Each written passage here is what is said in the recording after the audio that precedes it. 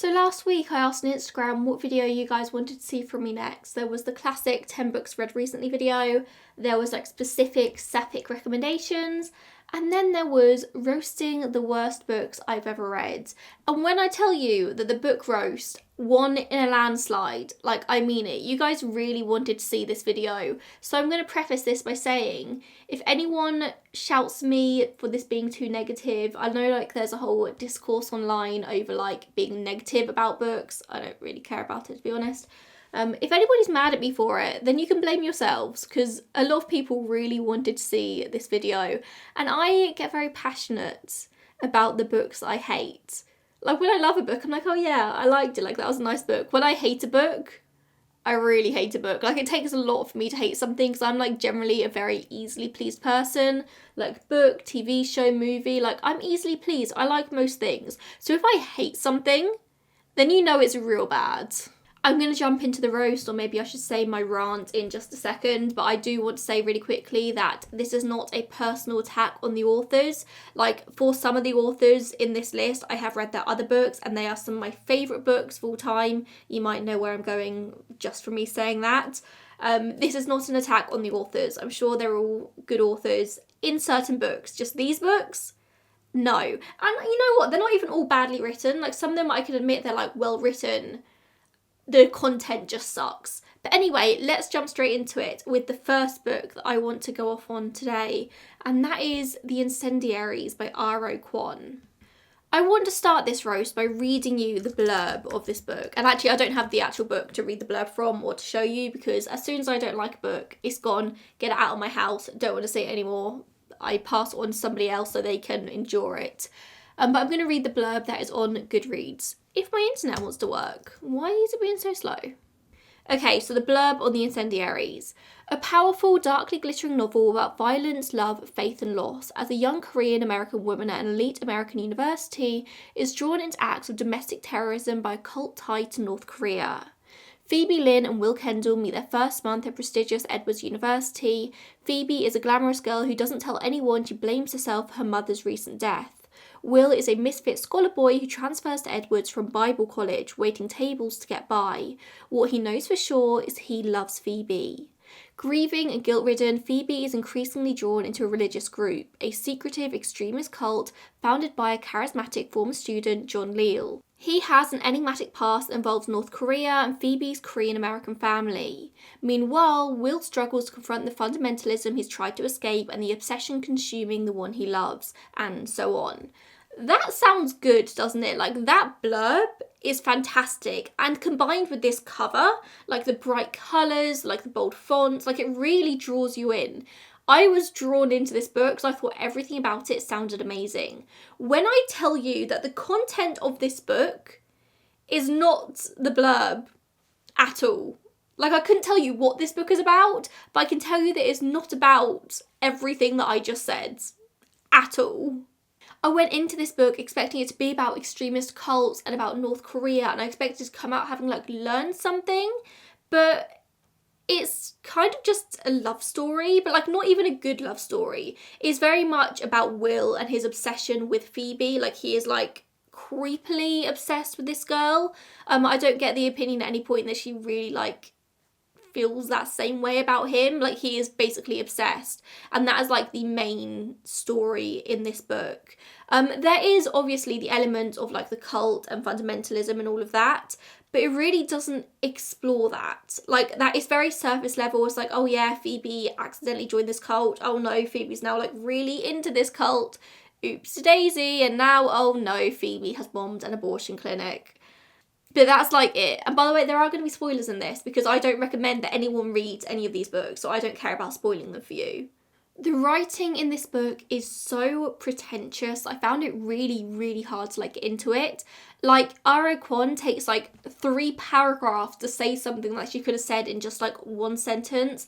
The sort of language used is so like overly flowery, so overly descriptive, which I think does have its place in literature in the right book. I just don't think this is the right book for that. It's just like really, I mean, this is a short book. Like, I think it's like just over 200 pages long, maybe just under 200 pages long. And I feel like had Aro Quan either made this into a short story or made it into like a proper full-size novel, then maybe she really could have done something with this. I feel like 200 pages is just like a really weird place to like cap this at. I think if it was like a full novel, then maybe like the really overly descriptive, flowery language, pretentious language could have like lent itself to the story, but because it's so short, why? Why use so many words to say just one thing? Just keep it short and snappy. It's 200 pages long, like you haven't got that much space. This is also a no speech marks book. Like there's no speech marks in this whatsoever, which I have a personal vendetta against anyway. Like I don't understand why that's such a thing nowadays. Like why is that a choice that authors make? Like I'm not being funny. I want to read a book and I want to understand it. Like I don't love this like overly pretentious thing. I don't love weird grammar. I just want to be able to open a book and understand what it's telling me. And the lack of quotation marks, speech marks in this book is so frustrating, because I found myself like getting to the end of a page and being like, I have absorbed none of that. I have no idea what was speech, what wasn't speech. If it was speech, I don't know who said it. Like I found myself having to like reread pages again and again. So this book, which was only 200 pages long, actually I think in the end took me like 5 or 6 days to read, when usually I could do that in a single like sitting. That could be an hour's reading for me. Overall, this book was just really hard to understand, really hard to follow. You've got the 3 main characters here, so you've got Will, Phoebe and John Leal, and the different chapters switch between their different points of views. John Leal's chapters are really short and they are told in third person, and it's just like a rambling really, like it's just a stream of consciousness, and you don't really know anything about John Leal as a character until you're like nearly finished with the book. So you've got these random chapters in this book. You don't really know who this guy is or what he's talking about. They're just sort of like inserted there, and none of what he's saying makes sense, which I feel like Aro Quan was going for to like show his mental state, like he wasn't thinking clearly, and so it's not reflected, but it just doesn't really make any sense. Then you've got Will's chapters and Phoebe's chapters. Phoebe and Will, like neither of them are likeable characters at all. Like they're just not good people. And like, don't get me wrong, I'm not one of these people who is like, every book character has to be like an upstanding citizen. Like that makes for a very boring book. But there's got to be something about them which makes you want to continue learning about them. And neither of these characters had that for me. Like they just weren't interesting. They weren't good people. They had nothing to them, which I think is just bad character building. Here's the overall story of this book. Boy meets girl, boy is obsessed with girl, girl's not all that bothered but goes along with it anyway because she is like severely traumatised because her mum's recently died. Sorry, just reading my notes because I have no memory of this book because it was so bad.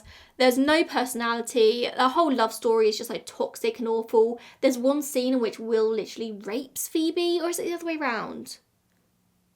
There's a rape between these two characters, but there's no like grovelling afterwards. There's no like apology. There's no bad feelings about it whatsoever. Like Phoebe just kind of like accepts it. I'm sure it's that way around.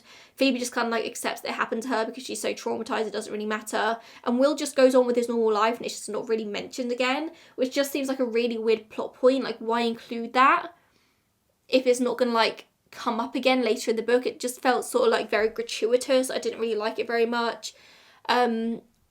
As the like love story is progressing, Phoebe is like getting closer and closer to this like religious extremist cult, and then all of a sudden she's just blowing up an abortion clinic, and like that's it.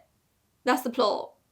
I wish it dove deeper because it had the potential to be so interesting, and it just was so dull. Like how can you use so many words, so many pretentious flowery words, and it still be boring? No. Moving on. People laugh whenever I mention this next book because I feel like my hatred for this book now like precedes me, and that is The Power by Naomi Alderman. Again, I went into this book expecting such big things. I had heard so many good things, and this book angered me to my very, very core. And people either seem to like completely agree with me, or they like think I'm insane for having the thoughts and feelings about this book that I do. So I'm very intrigued to see what you guys think about this one. So The Power by Naomi Oldman is basically this sort of like dystopian science fiction, speculative fiction novel, I guess. I keep wanting to say it's like set in the future, but actually I don't think it is set in the future. I think it is meant to be modern day, but that might be wrong. What irks me with this book is people describe it as a feminist book.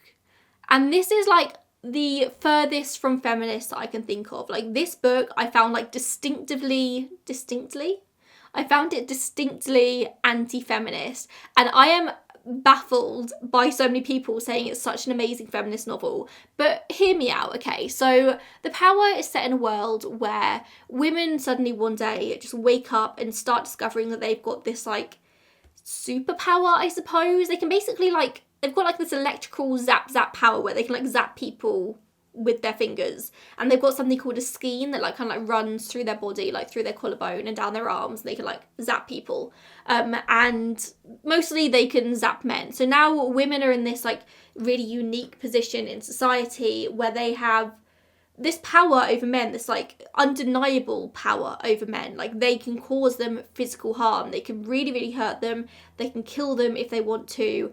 And suddenly, like almost overnight, society sort of like flips on its head. Like, that sounds really interesting, doesn't it? Like that sounds like a good book. But it's the way that Naomi Alderman like approaches this book which makes me so angry. Because basically, in this world, women come into power and they are equally as bad as men. And I don't want to like pretend that in a world where women are in power, where it's like a matriarchal society instead of a patriarchal society, that it wouldn't be awful in its own ways. But my biggest problem with this book is women come into power and they are awful in all the same ways that men are awful. Like the matriarchy is awful in the same way that like the patriarchy is awful. And it really bothers me because it shows such a lack of imagination. Like, I am sure if this world was matriarchy, there would be so many issues. I just do not think it would be the same issues that there is in a patriarchal society. And I can't tell you what the exact matriarchal issues would be because we don't live in that world. I don't know. But it's the fact that women come into power and they start murdering, they start raping, they start assaulting, they turn into the worst of humanity. And it's just the way that women are portrayed in this book that really bothers me, because all of a sudden it's like the whole maternal instinct is gone. The care for anyone is gone because now they're in power. Nobody else matters. And again, I want to stress, I don't think a matriarchal society would be perfect. I think there'll be myriad issues with a matriarchal society. I think this is why we're fighting for like equality, like feminism equals equality, not like women being better. I just think it shows such a lack of imagination and it really bothers me. And this is one of those books that I was talking about earlier in which I don't think the writing is terrible. Like, I think objectively the writing in this book is really good. It's the storyline, it's the content within which I have the problem with. So this is a book in which each chapter is like a different character. So you've got like 5 or 4 main characters here. Sorry, just gotta look at my notes. So it's 4. So you've got 3 women and then 1 man who you're following.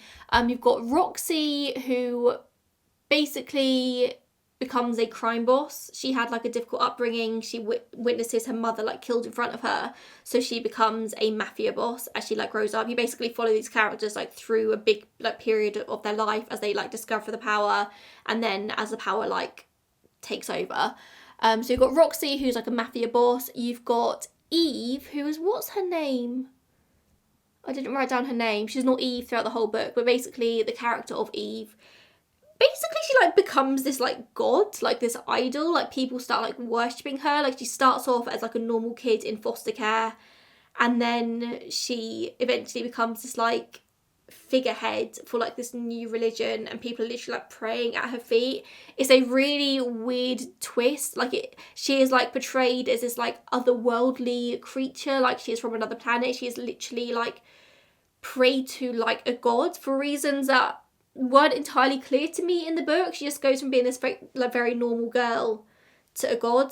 And then there's Margot, who is the mayor of whatever town it is that she's the mayor of. and I think her daughter is one of the first to like have this like electrical power, to like discover she's got this power. And so Margot is like trying to like at first cover it up, and then she discovers that she's got it herself, and now she is in a position of power anyway, and it follows that. And then you've got the man, Tunde, who is a journalist, and he basically reports on the uprising of the women as it's happening. Like, all the characters are just like bad people. Like, again, you're not really rooting for any of them at any point in this book. There's like a weird supernatural element which comes in, like the form of like the voice which speaks to Eve, which I think is how maybe in hindsight she like became a god. Only as I'm saying that out loud did that make sense, because like she hears this voice and she ends up in this position of power. But I still don't really understand like how that happened. Like, what is the voice? That's never really explored. Like, is she mentally ill? Is the voice like a genuine thing? I don't know. You've got Roxy, who is just like violent, like gratuitously violent for no reason whatsoever. The only character in this who I did kind of like was Tunde, who is the male, which is frustrating when you go into it as like a feminist book and the only character who's at all likeable is the male. And like, again, in any other book, like that doesn't matter. Like, I like male characters and female characters, but when it's like touted as this big feminist novel, like it's gonna change people's like, perceptions of the world, and the only character who's not outright awful and evil is a man, like, what's going on with that? Like, there's a whole chapter in this book which is about men's activist groups, and in this world, these men's activist groups are saying in this like dystopian world the same exact things they say in the real world. They want to rape women, they want to kill them, they want to like remove them from positions of power, like women are so awful because they do this and this and this. And I understand that within the context of the book, but the problem is the men in this group in the book are saying the exact same things they say in the real world. But in this book, you're meant to feel sorry for them. Like, they're threatening to rape and kill women in the book, and you're meant to be like, yes, you do that. That's a good thing to do. But it's just parroting the real world talking points. Like, that's not feminist. Like, that's genuinely concerning that Naomi Alderman is writing this book, and you're now siding with the men who actively want to harm us in the real world. Like, what's that about? What is that about? Like, are you supposed to be empathising with these men in this book? It just feels like a really strange angle to take it from. Like, I really, really hated that. And that was kind of the point in the book where I was like, okay, this sucks. Another thing is the amount of, like, sexual violence in this book. Like, you start with this book in a patriarchal society where men are sexually abusing women, and then by the end of the book, the women are sexually abusing men. And you're supposed to be like, good? Like, are you supposed to be, like, rooting for that? Are you supposed to be like, oh yeah, women are just as awful as men, so let's just, like, keep the world as it is, because if the roles are reversed, it's going to be the same, so it doesn't really matter anyway? Like, there was just so much sexual violence in this book. There was so much violence for no reason. Like, there's one scene where there are, like, 2 children hiding in a barrel, and this woman just kills them for no reason whatsoever. Like, just kills these kids because they can kill this kid. Like, why? Like, I don't think that women are inherently more gentle, more caring, like, nicer than men. I think women are the way they are because of society, because of the way that we are sort of raised in a patriarchal society. Like, we are told this is what we need to be if we want to be sort of appreciated or, like, given any power whatsoever. Like, we are told we need to be this certain way. So I don't necessarily think that that is how women would be if they came to a position of power. Like, I do not think that women would be better than men if it was a entirely matriarchal society. But again, parroting what I said at the beginning of this critique, this rant, whatever you want to call it, I just don't think it would be the same. I don't think the violence would be the same as it is in a patriarchal society, and I just thought it lacked complete imagination, because there are so many ways that this book could have gone. There are so many avenues it could have gone down, and it felt like a cop-out. That's like, oh yeah, women come into power and it's just the same as it is with men. So, like, what's the point? What is the point? Also, it just felt very, like, small and quite narrow-minded in that, like, okay, I will give it, it's not just an entirely Western book. Like, Naomi Alderman does explore, like, the rest of the world and how the rest of the world is affected by the scheme, by the power. Tunde is African. I think the book spends a lot of time, I want to say it's in India. Sorry, I did read this about 18 months ago now, so, like, the facts are a bit blurry. But like Naomi Alderman does explore like different countries and like different cultures and things like that, which I did find really interesting. But one thing which I feel like could have been really fascinating to explore, and this is probably just me coming at it from like a queer angle because I am a queer person and that is like the world that I know, the way that I view the world through like this queer lens. But there's no discussion whatsoever of like trans people or intersex people or like gender non-conforming people. Like what happens? Like, does a trans woman get the skein? Does a trans man get the skein? What does an intersex person have? Do they just have it with like lesser power? Like, I don't know, because that is not explored in the book at all. And I feel like that would have been a really, really interesting angle to look at it from. I feel like Naomi Alderman just like steered clear of that. She was like, I'm just not going to touch that area at all. And we're just not going to think about that. But like when you're trying to build up a whole world, I have those questions, and I'm sure like other people have those questions as well. I actually think, maybe controversially, like you might be shocked this is going to come out my mouth, but I think had this book been part of a longer series, like if it was a trilogy, this could have been really successful. Like I feel like if there was more time to explore every angle, every facet of this, then it could have been like really, really interesting. But the fact this is just a single book, there just isn't enough time to explore a world like this, and I feel like Naomi Alderman doesn't do a good job of exploring the whole world. Am I asking for more of the power? I don't think so. I don't think now with this book and the way it ends up, I don't think it could be turned into a trilogy. But I think from the outset, had it been a trilogy, like if that had been the idea, then this world could have been explored a lot more and it could have been a lot more interesting. Yeah, I was so excited for this book. I thought it was going to be like feminist novel of the century. No, it just is disappointing. And the fact that it was put forward for so many like women's awards as well. Bad taste in my mouth. Bad taste. I've just realised I really need to speed this up because the Lionesses game against China starts in 35 minutes. And if you think I'm missing a single second of Lucy Bronze on that pitch, you are sorely mistaken. I am very much a Lucy Bronze girl. Leah Williamson is out with injury. Very upsetting to me. So I've become a Lucy Bronze girl, and you know what? Loving every second. Am I a football girl? No. Do I care about football at all? Not really. Do I care more when it's lesbians playing it? You know it. Anyway, the next book we're going to be talking about is Maestra by Ellis Hilton. Not gonna lie to you, I don't have loads to say about this book, except that it's genuinely one of the worst things I've ever read in my entire life. Like, people told me going into this, I saw reviews, people were like, it's 50 Shades of Grey meets Gone Girl. And I was like, that's intriguing, like I want to read that. When I tell you it took all of the worst parts of both of those books and put it into this book, or like actually no, I don't even think it's comparable to either of those. Like I know 50 Shades of Grey isn't exactly like the best book you're ever going to read, but like that mixed with Gone Girl, I was kind of intrigued. No, awful. Do not ever compare anything to Gone Girl. Like the main character in this book, Judith Rashleigh, is compared to Amy Dunn, and I take personal offence to that because this book was awful. Judith Rashleigh is an awful character. So basically Judith works as an assistant at this like prestigious London auction house. She wants to break into the art world, but one day that is suddenly ruined when she loses her job. Like there's corruption, like all this snobbery, and she ends up losing her job. So to make ends meet, she works as a hostess at like one of these like fancy like London clubs, like men's clubs, and there she meets a guy, a creepy old man basically.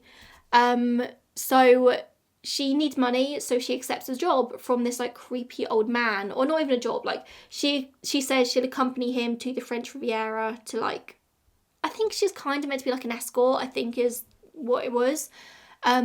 But then she tries to slip this guy sedatives and he finds out, and she is suddenly like running for her life.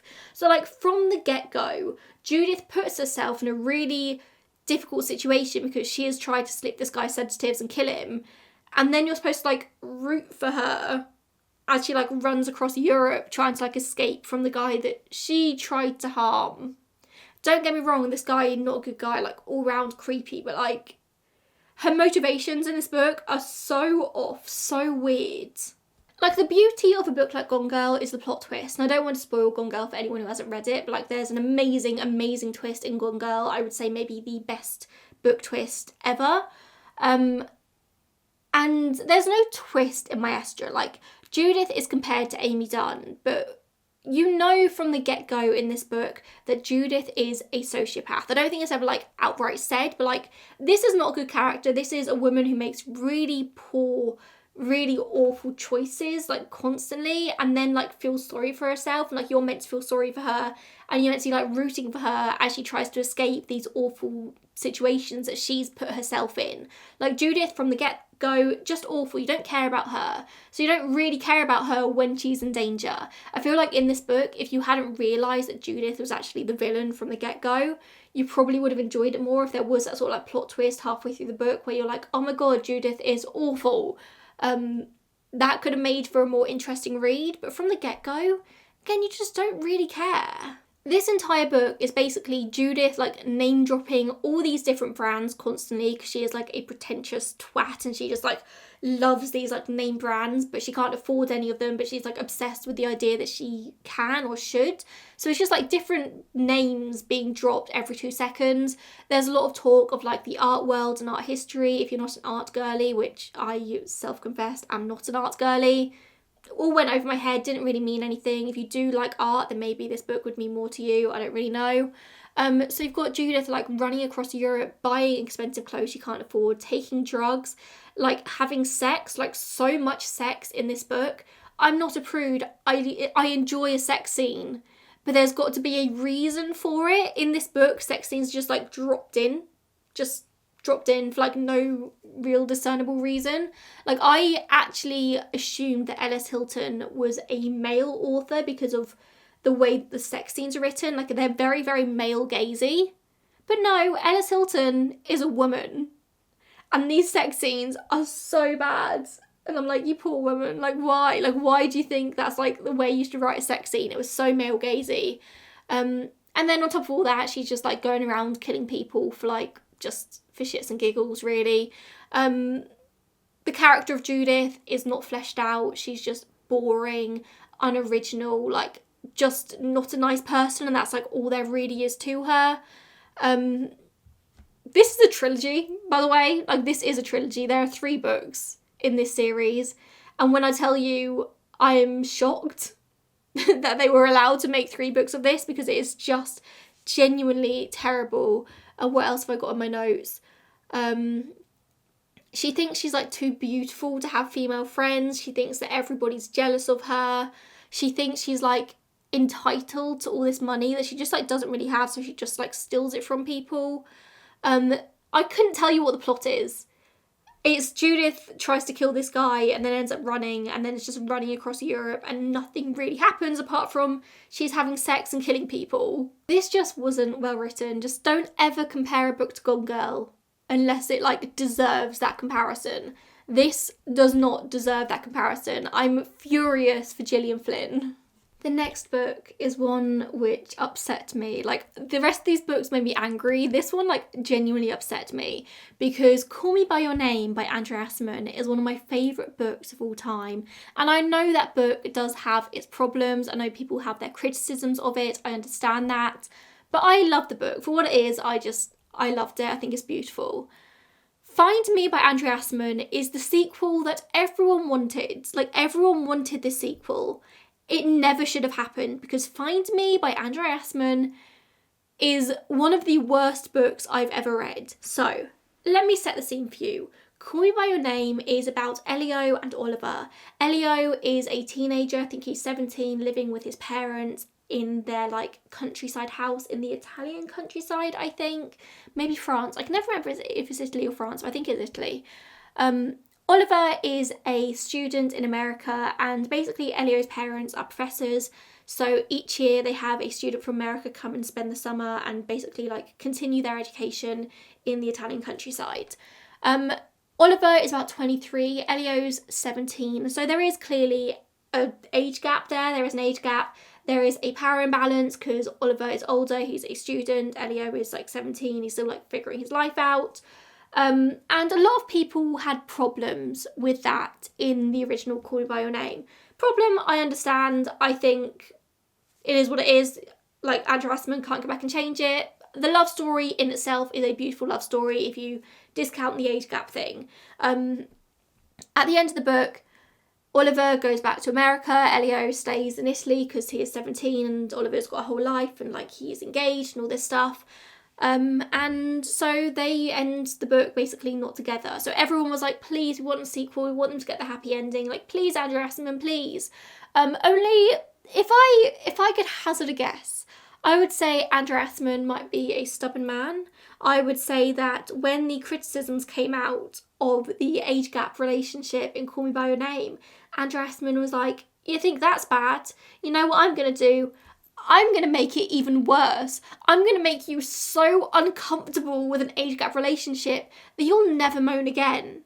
Or Andrew Aciman just has a thing for age gap relationships in general. Either or, either way. Find Me is weird. So you buy Find Me, you expect it to be about Elio and Oliver and them like coming together and their love story continuing. Oh no, you'd be wrong, because you open the book and the first half, like over half of the book, is about Samuel. Who is Samuel, I hear you ask? It's Elio's dad.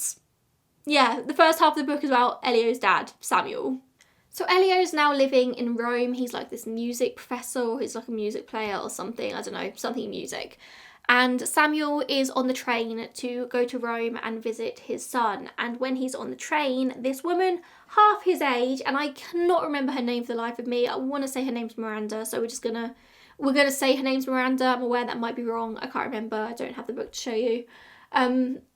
A woman half his age comes and sits opposite him, and Samuel is immediately like obsessed with this woman. She's beautiful, she's half his age, she's got this like life about her. He is like immediately in that second in love with her. I have a whole thing anyway about like insta romance in books. I feel like it's a bit lazy, like build it up a bit. Like I want that slow burn, I don't want like insta love. So Samuel is immediately obsessed with this woman, and for some odd reason that is never fully explained, this woman is also into him. This man, double her age, more than double her age. Like, I think Miranda is like late 20s, early 30s, if I remember correctly. The age gap is just so weird. They get to Rome. Miranda's like, come visit my dad with me. So she takes this man, who is her dad's age, to go and visit her dad. And like, Samuel and her dad get on great, because of course they do, because they're the same fucking age. And then they go to a hotel and they have sex. Not the dad and Samuel. Miranda and Samuel go to a hotel and they have sex. Graphic sex scenes that I wish could be scrubbed from my memory. Sex scenes that I don't want to have to relive. Just very concerning. I'm thinking about it now. I wish I wasn't. It's awful.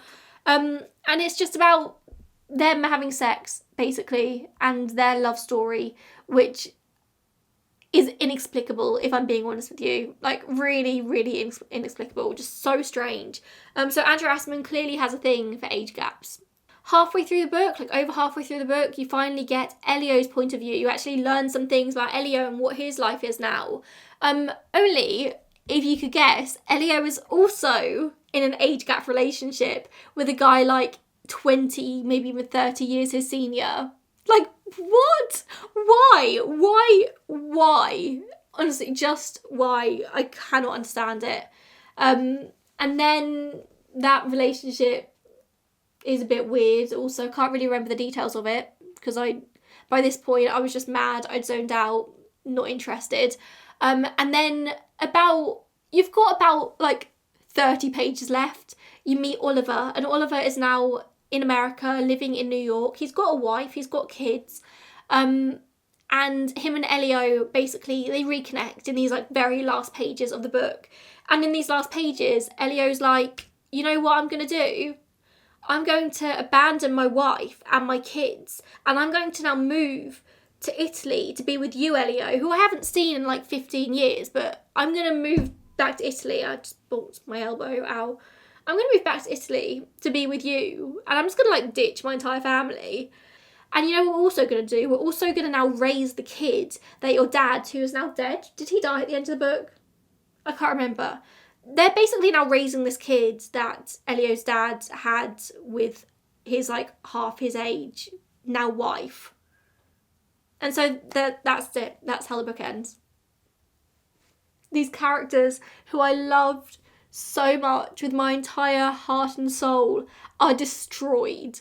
I think maybe Aciman really like went in hard with the age gap thing, so that when like Elio and Oliver got together again at the end of the book, there's only 6 years between them, and like as grown adults, like 6 years, fine, whatever, like when you're in your 30s, 6 years is nothing.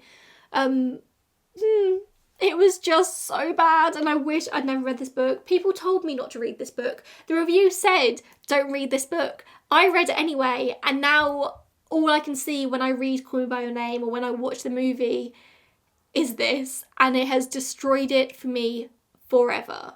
And also, again, the writing's really pretentious, which kind of worked in Call Me By Your Name. Like, the really flowery, beautiful language worked when the whole thing is set in the Italian countryside, when it's this, like, really tender love story. Like, that kind of prose worked. But it didn't work in this one. It didn't. It would just seem pretentious. This book was not written for fans of Call Me By Your Name. Like, whatever the opposite of, like, fan service is what this book is. Don't read it. And with that, I have now 13 minutes until the Lionesses game starts. So let's bash out my final hatred, and that is November 9th by Colleen Hoover. November 9 is possibly the worst book I've ever read. This book angered me to my very core because I truly believe that this book is harmful. Like, this book could cause some like genuine, real harm in this world. Like, Colleen Hoover is kind of known for writing sort of like romance books with a twist.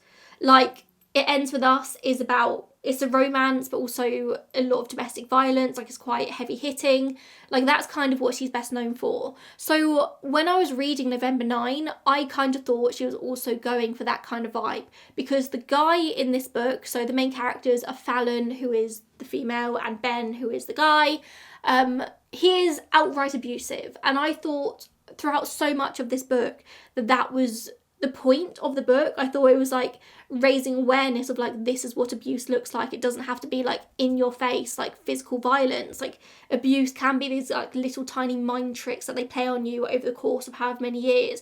I genuinely thought that's what this book was about. But then I got to the end and I realised like, oh no, there isn't a twist. There isn't like a sudden realisation that this guy is an abusive arsehole. You're meant to find that romantic. Like, he is meant to be romantic. Like, he is written as a romantic lead. This book has got 4.19 stars on Goodreads. It has, wait a sec, 420,836 5-star reviews. That's 47% of the people who like review this book give it 5 stars. I am so concerned for the straights. Like, heterosexuals, are you okay?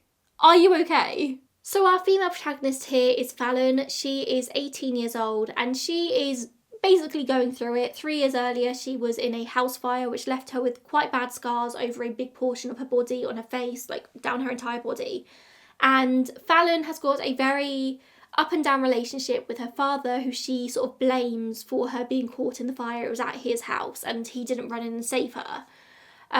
So she is at a diner basically having a breakfast with her dad. The next day she is due to move to New York, so it's basically like a goodbye, adios, see you soon kind of breakfast. And whilst they're at breakfast, they start to bicker, they start to argue. And on the table next to them is a guy called Ben. Ben basically overhears this arguing. And he decides in that moment to jump in and be like Fallon's knight in shining armour. And like starts pretending to be her boyfriend, so her dad like gets off her back. And Fallon just like goes along with it. Like, she's like, oh yeah, this is my boyfriend, this random guy who's just suddenly decided to like interject on our conversation that we're having, like our very personal, private conversation. And then the dad leaves and they spend the rest of the day together. Fallon basically is like, I'm moving to New York tomorrow, like whatever this is, it's a 24-hour kind of situation because I'm out of here. And they basically come up with an idea because Ben is a writer, and they decide for the next 5 years maybe, or even like 7 years, 10 years, for next however many years, on this day every year, so November 9, they are going to meet and spend the day together. And no matter what happens in like the years, the days between the November nights, they're going to meet up and they're going to spend the day together and basically see what happens, and Ben is going to write his book about this. So this very first day they meet, like, they're 18 years old, and Ben is disgusting, I think is the only way to say it. It's like he is instantly like asking her, oh my god, my tummy just rumbled. I hope you didn't hear that on the microphone, that's really embarrassing. I'm hungry. What was I saying? Oh yeah, Ben is like obsessed with like Fallon's underwear, like keeps asking her about like bras and what pants she's wearing. Like instantly she is like getting dressed in front of him. I can't remember if it's like the first year or the second year. There's one moment where Fallon's like, oh yeah, my mum bought me this dress, but I really don't want to wear it. Like, I hate it because it shows off all my scars and like I just don't feel very comfortable in it. And Ben's like, well, I want you to wear it, so wear it. And she's like, no, I don't want to. And he's like, do it. And so she does, and like wears this dress, and he's like, oh my god, you're the most beautiful girl in the whole world. And it's like, she didn't want to wear that dress, dude. Like, she doesn't feel comfortable in it. Like, what? Like, this book from the first day they meet is like overtly sexual, and I understand, like, obviously 18-year-olds are adults within their own rights, like they can legally have sex, it's fine. As like a 29-year-old reading about the sex lives or like almost sex lives for 18-year-olds, it just felt a bit like icky to me. Like, I know that like technically is fine, it just felt a bit icky. It was just like a bit too sexual for me. Maybe that's just like a me thing, not a general thing, but I didn't like that.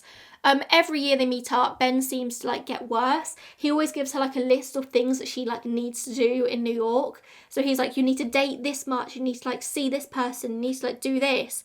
And it's just like controlling douchebag kind of energy. Like, sure, he's like telling her you need to go out and like see other people, but it's like the way he does it is so like, I'm telling you to do this, so you need to do it. I hated him from the get-go. I was so sure the plot twist was going to be that he is abusive, and the plot twist just never came. I'm still baffled by it. Like, every time Fallon has like any thought or feeling or like tries to say like how she's feeling about herself, Ben's like, no, don't say you're beautiful. Like, at one point he even like puts his hand over her mouth to like physically silence her so she can't say the words that she wants to say. Obviously, over the years, they have like different arguments on these different days, and multiple times over the years, like Fallon goes to leave and like remove herself from the situation she feels uncomfortable in, and he will like physically block her from moving. Like, he will stand in her way. There's one bit where he's like, he wants to like lie on the floor and like grab her legs to prevent her from leaving. There's one time where he like literally takes her car keys out of her hands and like dangles them above her head so she can't get in her car and leave. Like, it is controlling. Like, that's abusive. Like, let the poor girl leave. There's one scene where like Fallon's seeing somebody else, I think, and she's at a club with this other guy, and like she's just living her life, having a good time.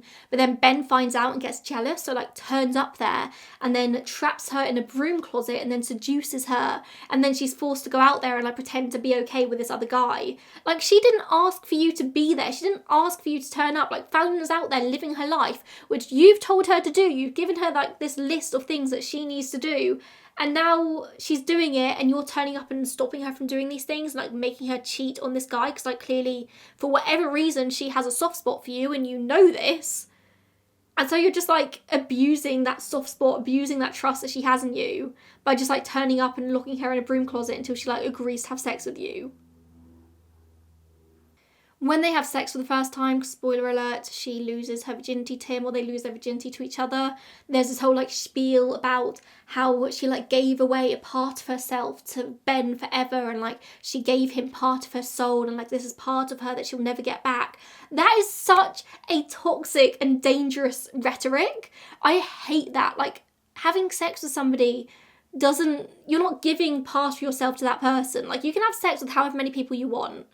Like, it is fine. Like, you're not losing part of yourself by doing this. When you lose your virginity, it means nothing. Like, it means nothing. And it was just such like it really struck me as like a very like conservative point of view in this otherwise like not very conservative book. Or like, I don't know, I feel like there's more of that I need to like work through, but it was really strange. The camera's literally flashing red at me, it's about to run out, and I genuinely could rant about this book for the next 20 minutes, but I feel like I need to end it there. You've got it.